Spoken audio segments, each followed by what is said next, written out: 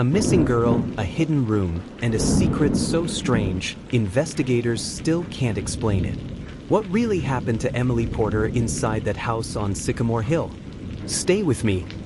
On the cold, rainy night of October 3, 1997, 16-year-old Emily Porter vanished without a trace from the quiet suburban town of Ashwood, Oregon. She had spent the evening at her best friend Megan's house, just 5 blocks away. At approximately 9:30 p.m., she texted her parents that she was on her way home. But Emily never made it back. When morning came and she still hadn't arrived, her parents contacted police, igniting what would become one of the largest missing person investigations in state history. The community quickly rallied. Flyers were stapled to telephone poles, and news outlets across the Pacific Northwest picked up the story. Police and volunteers combed through dense woods, abandoned buildings, and nearby creeks. Bloodhounds picked up her scent briefly near the old Whitmore estate but lost it by the edge of Sycamore Hill. That clue was written off at the time, until 3 weeks later. On October 26th, a man walking his Labrador Retriever past the decaying Victorian mansion known as the Whitmore House noticed something strange, a flickering light from an upstairs window. The house had been abandoned for decades. Startled, he alerted authorities. Responding officers forced entry and discovered signs of recent habitation. Inside a second-floor bedroom was a boarded-up closet. Behind the boards, they found a hidden door leading to a soundproof room. Inside, a stained mattress, restraints bolted to the walls, food wrappers from a local gas station, and a blue JanSport backpack containing Emily's schoolbooks. Etched into the wall were tally marks, hundreds of them, but no Emily. Even more disturbing was the journal found on the mattress. Written in Emily's unmistakable handwriting, the pages chronicled her time in captivity. She described her captor only as H, a man who tested her loyalty and subjected her to long periods of silence, cold, and isolation. The final entry, dated March 8, 1998, read, "He said I could go soon. Just one more test." The Whitmore house itself had a dark past.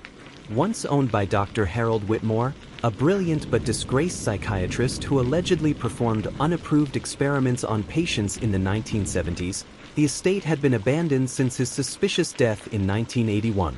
Locals claimed the house was haunted. Some even believed it was cursed. Following the discovery, the FBI joined the investigation. But there were no fingerprints, no DNA, no surveillance footage.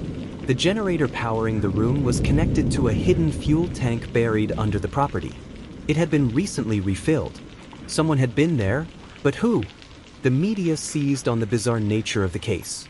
Emily's story was featured on CNN, Dateline, and an eerie segment of Unsolved Mysteries. Her disappearance, the hidden room, the cryptic journal, all of it captivated the nation. Internet forums buzzed with theories. Was H a former patient of Dr. Whitmore, a sadistic caretaker, or perhaps a family member hiding dark secrets? Years passed with no new leads. But then, in 2005, an even darker chapter unfolded. In Helena, Montana, a woman named Lila Torrance died in a high-speed car accident. During the routine process of inventorying her belongings, police uncovered a storage unit under her name.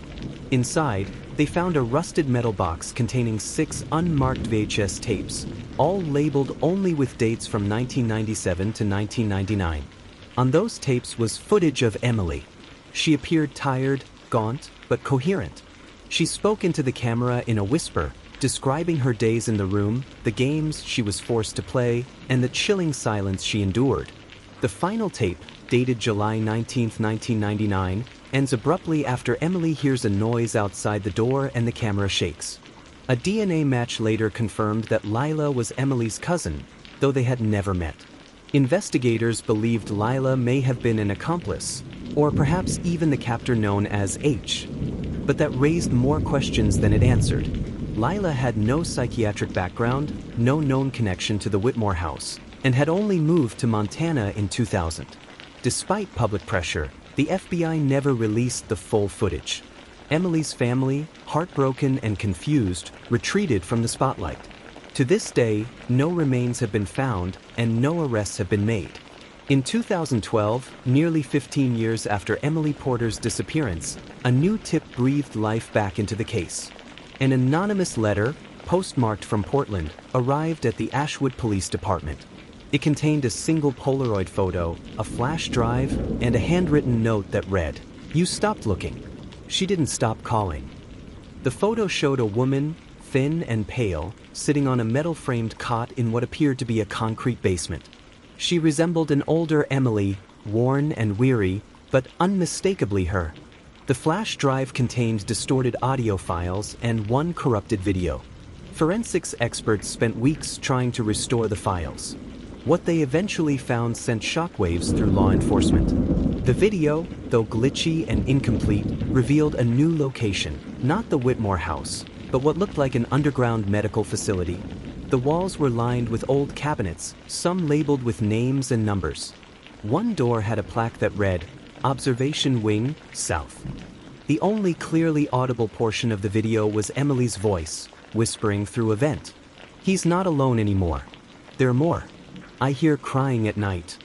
That same year, a former maintenance worker at the Ashwood Sanitarium, a mental health facility decommissioned in 1986, contacted authorities. He claimed to recognize the layout of the underground hallway shown in the video.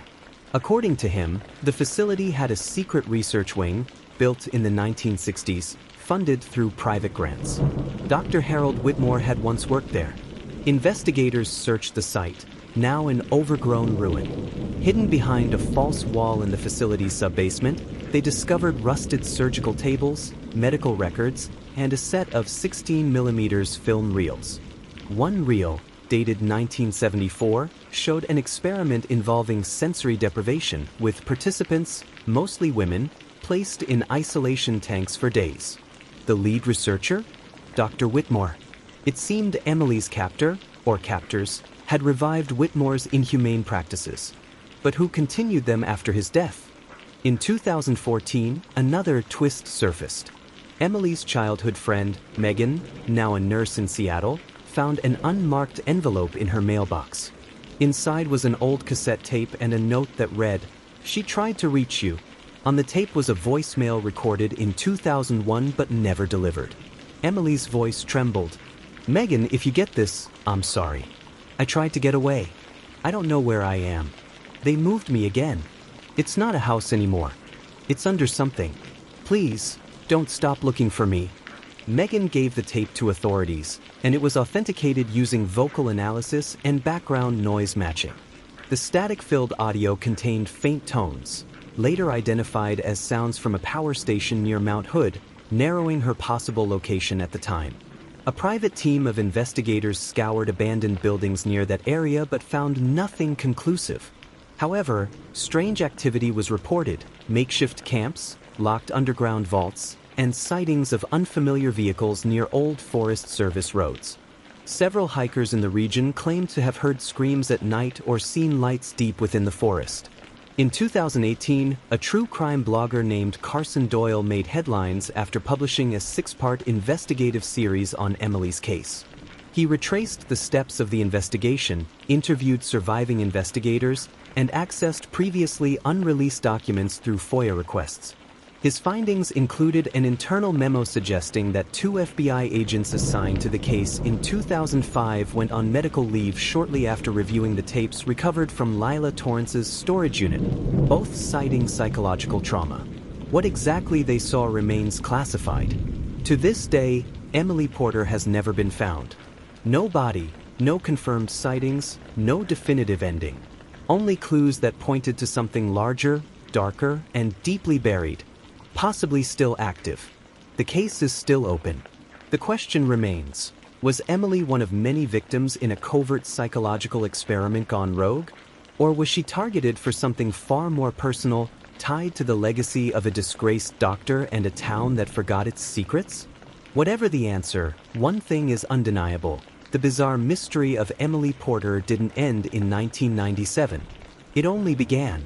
In 2021, nearly 24 years after Emily Porter's disappearance, an anonymous Reddit post went viral on a true crime forum. The user, going by the handle @xhostech21, claimed to have worked as an IT contractor tasked with digitizing files from a now-defunct private psychiatric facility in Northern California. While reviewing old encrypted archives, he allegedly discovered a document labeled Deep Porter, Subject 119A. The document, shared in partial screenshots, appeared to be a patient intake record from 2003, with biometric data eerily matching Emily's last known medical profile, including a rare blood disorder. The form was signed by a doctor named Felix Harrow, a former colleague of Dr. Harold Whitmore. The facility, Glaston Hill Institute, a privately owned treatment center, shut down in 2005 following multiple allegations of illegal detainment and unethical experimentation. This revelation sent ripples through the online true crime community. Within weeks, investigative journalists began probing the institute's past.